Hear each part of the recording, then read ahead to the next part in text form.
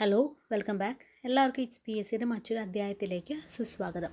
നമ്മളിപ്പോൾ ചെയ്തുകൊണ്ടിരിക്കുന്നത് technician grade 2 ഇലക്ട്രോണിക്സിൻ്റെ mock test സീരീസാണ്. അതിൽ 2 മോക്ക് ടെസ്റ്റ് ഓൾറെഡി കഴിഞ്ഞിട്ടുണ്ട്. അപ്പോൾ ആദ്യമായിട്ട് ചാനൽ കാണുന്ന ആൾക്കാർ പ്ലേലിസ്റ്റ് ഒന്ന് കയറി ചെക്ക് ചെയ്യുക. അതിൽ ടെക്നീഷ്യൻ ഗ്രേഡ് 2 ഇലക്ട്രോണിക്സ് എന്നുള്ളൊരു പ്ലേലിസ്റ്റ് ഉണ്ട്. അപ്പോൾ അതിൽ ഇതുവരെയുള്ള നമ്മുടെ സ്റ്റഡി പ്രിപ്പറേഷൻ എങ്ങനെയായിരിക്കണം എന്നൊക്കെ പറഞ്ഞിട്ടുള്ള ടോപ്പിക്കുകളൊക്കെ തരുന്നുണ്ട്. അത് കഴിഞ്ഞിട്ടാണ് നമ്മൾ മോക്ക് ടെസ്റ്റുകൾ സ്റ്റാർട്ട് ചെയ്തിരിക്കുന്നത്. എല്ലാ ടോപ്പിക്കുകളും എങ്ങനെ പഠിക്കണം എന്നുള്ളതൊക്കെ ഒരു 8 ദിവസം 9 ദിവസത്തെ ഒരു ദിവസങ്ങൾ കൊണ്ട് തീർക്കുന്ന പോലെ നമ്മൾ ഓൾറെഡി പ്രിപ്പയർ ചെയ്തിട്ട് ആ ഒരു വീഡിയോ ലിസ്റ്റിൽ കിടക്കുന്നുണ്ടാവും. അപ്പോൾ അതൊന്ന് കയറി ചെക്ക് ചെയ്യാൻ ശേഷം മാത്രം മോക്ക് ടെസ്റ്റിൽ ചെയ്യാനായിട്ട് ശ്രദ്ധിക്കാം. മറ്റൊരു കാര്യം പറയാനുള്ളത്, ഈ മോക്ക് ടെസ്റ്റുകളെല്ലാം തന്നെ ടെക്നീഷ്യൻ ഗ്രേഡ് 2 ഇലക്ട്രോണിക്സുകാർക്ക് മാത്രമുള്ളതല്ല. ഇലക്ട്രോണിക്സ് ട്രേഡ് എക്സാമിനേഷൻ വരുന്ന എല്ലാത്തിലും കോമൺ ആയിട്ടുള്ള ടോപ്പിക്കുകളാണ്. അതുപോലെ തന്നെ ഇലക്ട്രിക്കലും ഈ ഒരു ഭാഗങ്ങളൊക്കെ വരാറുണ്ട്. അപ്പോൾ അതുകൊണ്ട് തന്നെ ടെക്നീഷ്യൻ അല്ലാതെ എക്സാം എഴുതുന്ന ആൾക്കാർക്കും ഈ ഒരു മോക്ക് ടെസ്റ്റുകളെന്ന് പറയുന്നത് യൂസ്ഫുൾ ആയിരിക്കും. അപ്പോൾ അതുപോലുള്ള കുറേ ക്വസ്റ്റ്യൻസ് നിങ്ങൾക്ക് ചെയ്യണമെന്നുണ്ടെങ്കിൽ നമ്മുടെ ചാനലിൽ തന്നെ ക്വസ്റ്റ്യൻ ബാങ്ക് എന്നുള്ളൊരു പ്ലേലിസ്റ്റ് കിടക്കുന്നുണ്ട്. അതിൽ കയറിയിട്ടൊന്ന് ചെക്ക് ചെയ്യുക. അങ്ങനെയാകുമ്പോൾ പ്രീവിയസ് ക്വസ്റ്റ്യൻസും MCQസും ഒക്കെ എല്ലാം ആഡ് ചെയ്തിട്ടുണ്ടോ. അപ്പോൾ നമുക്ക് ക്വസ്റ്റ്യൻസിലേക്ക് കിടക്കാം. In series connection of resistors what happens to the current across each resistor. നമ്മൾ റെസിസ്റ്റേഴ്സിൻ്റെ അത് പഠിക്കാൻ പറഞ്ഞ സമയത്ത് പറഞ്ഞിട്ടുണ്ടായിരുന്നു, റെസിസ്റ്റേഴ്സ് നമ്മൾ പല രീതിയിൽ കണക്ട് ചെയ്യാറുണ്ട്. ഒന്നുകിൽ സീരീസായിട്ട് കണക്ട് ചെയ്യാം, അല്ലെങ്കിൽ പാരലായിട്ട് കണക്ട് ചെയ്യാം, അല്ലെങ്കിൽ സീരീസും പാരലും കൂടെ തന്നെ ഒന്നിച്ചിട്ട് നമുക്ക് കണക്ട് ചെയ്തിട്ടുള്ള ടൈപ്പ് പ്രോബ്ലംസ് നമ്മൾ മുമ്പ് കണ്ടിട്ടുണ്ട്. അപ്പോൾ അങ്ങനെ ഓരോ രീതിയിൽ കണക്ട് ചെയ്യുന്ന സമയത്ത് അതിൽ കൂടിയുള്ള വോൾട്ടേജ് ഡിസ്ട്രിബ്യൂഷൻ കറണ്ട് ഡിസ്ട്രിബ്യൂഷനൊക്കെ ഡിഫറെൻ്റ് ആയിരിക്കും. ഇപ്പോൾ സീരീസ് കണക്ഷൻ എടുക്കുന്ന സമയത്ത് സീരീസിൽ കൂടെയാണ് സമയത്ത് റെസിസ്റ്റേഴ്സിൽ കൂടെ ഓരോ റെസിസ്റ്റേഴ്സിലും കൂടെ പോകുന്ന കറണ്ടിൻ്റെ വാല്യൂ എന്ന് പറയുന്നത് ഈക്വൽ ആയിരിക്കും. അതേ സമയത്ത് അവിടെയുള്ള ഓരോ റെസിസ്റ്റൻസിന് അക്രോസും ഉള്ള വോൾട്ടേജ് ഡ്രോപ്പ് എന്ന് പറയുന്നത് എന്തായിരിക്കും, ഡിഫറെൻ്റ് ആയിരിക്കും. അത് ആ റെസിസ്റ്റൻസിനെ ഡിപ്പെൻഡ് ചെയ്യും. ആ റെസിസ്റ്റൻസിൻ്റെ വാല്യൂവിനെ ഡിപ്പെൻഡ് ചെയ്തിട്ട് അത് ഡിഫറെൻ്റ് ആയിരിക്കും.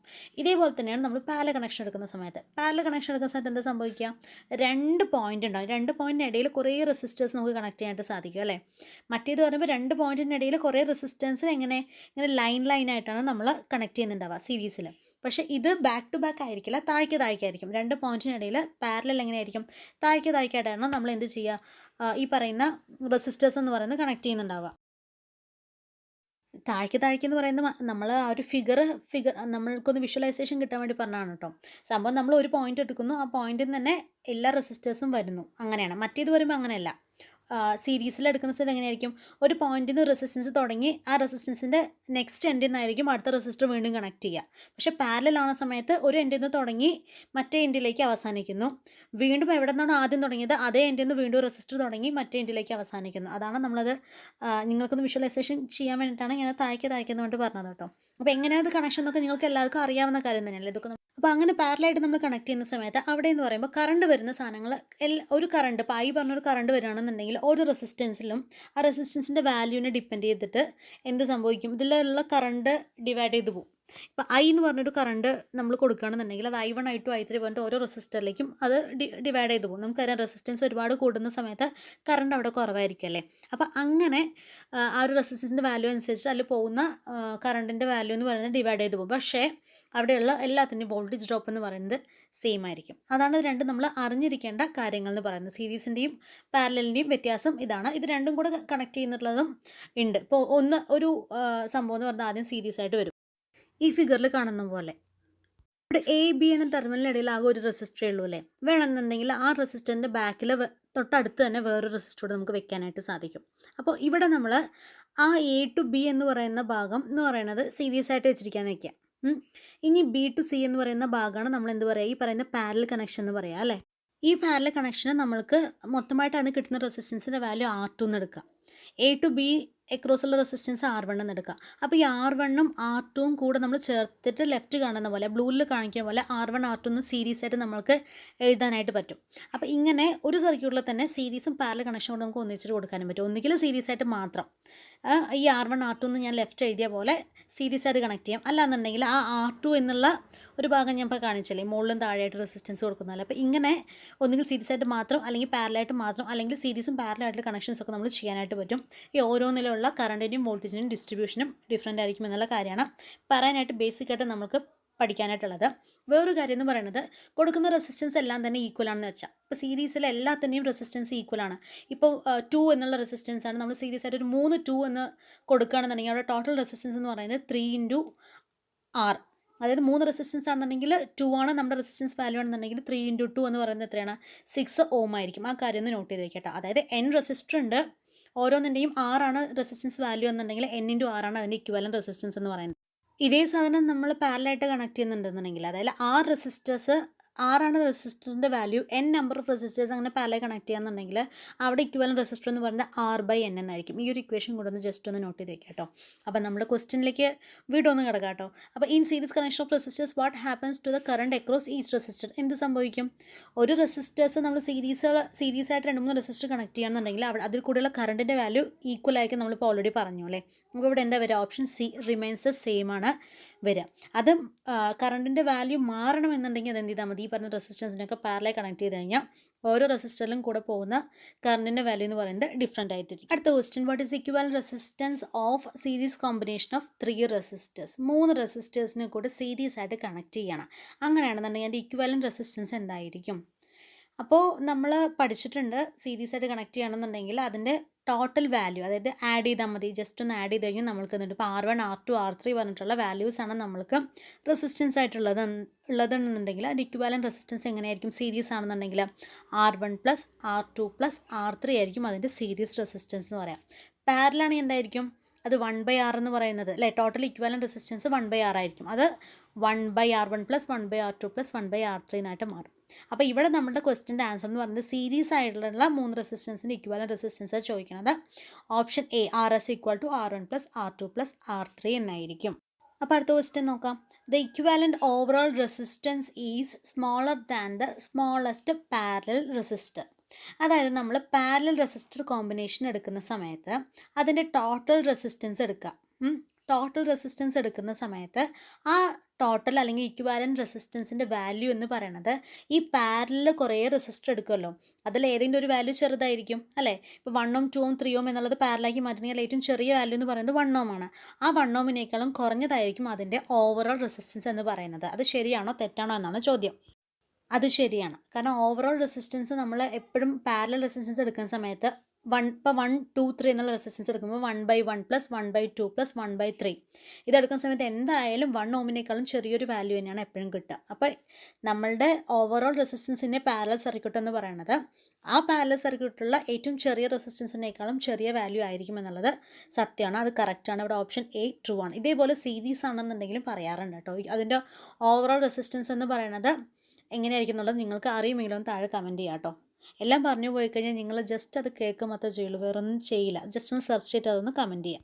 അപ്പോൾ നമുക്ക് ഇനി അടുത്ത ക്വസ്റ്റ്യനിലേക്ക് പോകാം. Pick out the correct statement from the following about parallel combination of resistor. Parallel combination റെസിസ്റ്റൻസിന് പാരലൽ കണക്ട് ചെയ്ത് കഴിഞ്ഞാൽ ഉള്ള ഒരു കാര്യമാണ് ഇവിടെ താഴെ പറയുന്നത്. അല്ല ഏതാണ് കറക്റ്റ് ആയിട്ടുള്ള സ്റ്റേറ്റ്മെൻറ്റ് എന്ന് ചോദിക്കണം കേട്ടോ. 1, current across resistors are same. ആണോ? അല്ല.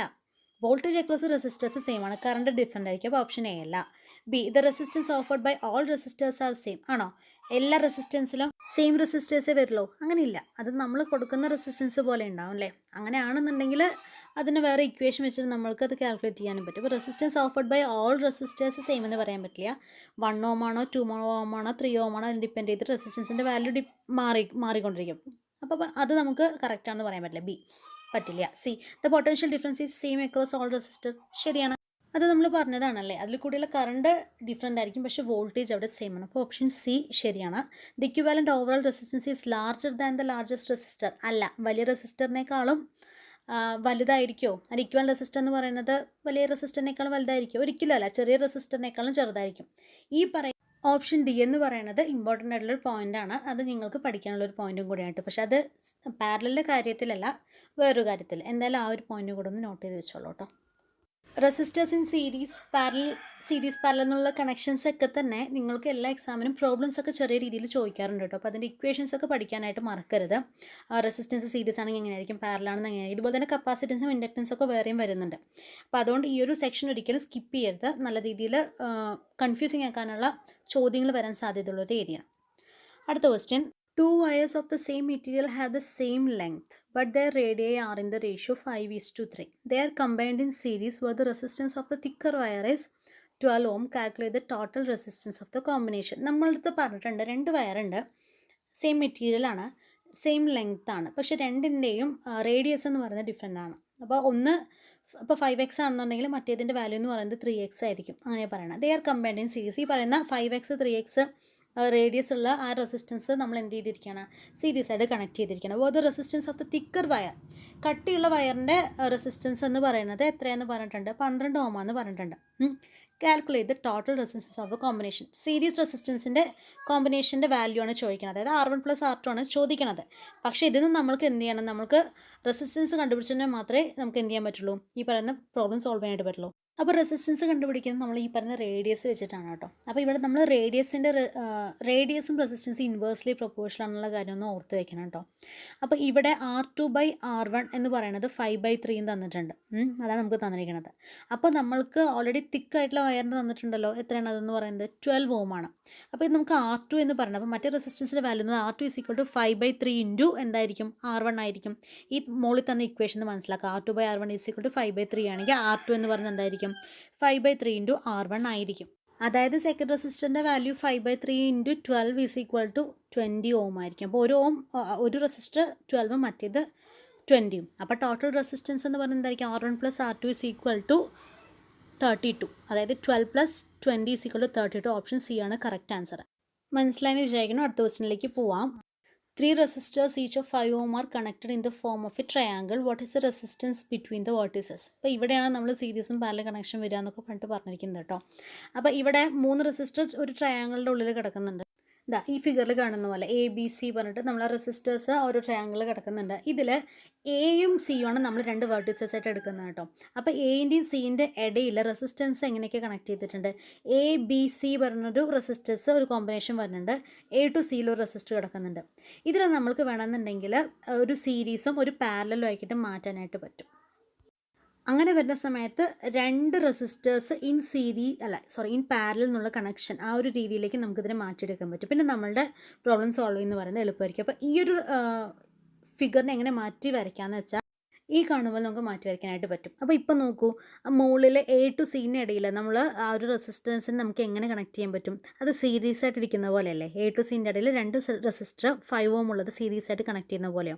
അപ്പോൾ ആ സംഭവത്തിന് സീരീസ് ആയതുകൊണ്ട് 5 + 5 = 10 എന്നുള്ള ആയിട്ട് മാറും. അപ്പോൾ അതിന് നമുക്ക് ഇനി വീണ്ടും മാറ്റി വരയ്ക്കാൻ പറ്റും. ഈ കാണുന്ന പോലെ ആ 10 ഓം എന്നുള്ള റെസിസ്റ്റർ, ആ ഇക്വലൻറ്റ് റെസിസ്റ്റർ താഴെ ഇരിക്കുന്ന ACൻ്റെ ഇടയിൽ കിടക്കുന്ന 5 ഓമിന് പാരലായിട്ട് കണക്ട് ചെയ്ത പോലെ നമുക്ക് വരയ്ക്കാൻ പറ്റും. ഇപ്പം നമ്മുടെ പ്രോബ്ലം കുറച്ചുകൂടെ എളുപ്പമായി. അപ്പോൾ ACൻ്റെ ഇടയ്ക്കുള്ള റെസിസ്റ്റൻസ് കണ്ടുപിടിച്ചാൽ മതി. അതെങ്ങനെയായിരിക്കും, ACൻ്റെ ഇടയിലുള്ള റെസിസ്റ്റൻസ് എന്ന് പറയുന്ന സമയത്ത് അവിടെ പാരലൽ കണക്ഷനാണ് അവിടെ വരിക അല്ലേ. അപ്പോൾ 10 പാരലൽ ടു 5 ഓം. അങ്ങനെയാണെങ്കിൽ എന്താ ഇക്വേഷൻ വരിക, R1 R2/R1 + R2 ചെയ്താൽ മതി. അതായത് 10 × 5 / 10 + 5. അപ്പോൾ അങ്ങനെ നമ്മൾ ഫൈനലായി സോൾവ് ചെയ്യുന്ന സമയത്ത് നമ്മൾക്ക് കിട്ടുന്ന ആൻസർ എന്ന് പറയുന്നത് 10/3 ആയിരിക്കും. അപ്പോൾ ഇങ്ങനെ ചോദ്യം എന്ന് പറയുന്നത് ശരിക്കും പറഞ്ഞാൽ എളുപ്പമാണ്. പക്ഷേ കൃത്യമായിട്ട് അത് ഫോളോ ചെയ്ത് വന്നില്ല എന്നുണ്ടെങ്കിൽ നമുക്ക് കൺഫ്യൂഷനായിട്ട് ഫുൾ ആൻസറും തെറ്റാനുള്ളൊരു സാധ്യതയും ഉള്ളൊരു ക്വസ്റ്റ്യനാണ്. അപ്പോൾ ക്വസ്റ്റ്യൻസൊക്കെ നിങ്ങൾക്ക് മനസ്സിലായെന്ന് ഞാൻ വിചാരിക്കുന്നു. നിങ്ങൾ ഓരോരുത്തർക്കും ചെയ്ത് കിട്ടുന്ന മാർക്ക് എത്ര എന്നുള്ളത് ഒന്ന് കമൻറ്റ് ബോക്സിൽ കമൻറ്റ് ചെയ്യാനായിട്ട് മറക്കരുത്. ഇപ്പോൾ നമ്മൾ 4ാമത്തെ ഡേയ്സിലെ ടോപ്പിക്കുകൾ ഫസ്റ്റ് പാർട്ട് കഴിഞ്ഞാൽ അത് റെസിസ്റ്റൻസ് മാത്രമാണ്. ഇത് റെസിസ്റ്റൻസ്, സീരീസ് ആൻഡ് പാരലൽ, അതുപോലെ തന്നെ വോൾട്ടേജ് ആൻഡ് കറണ്ട് ഡിവിഷൻ ആ ഒരു ഭാഗത്തു നിന്നുള്ള ചോദ്യങ്ങളാണ് ഇപ്പം നമ്മൾ കണ്ടത്.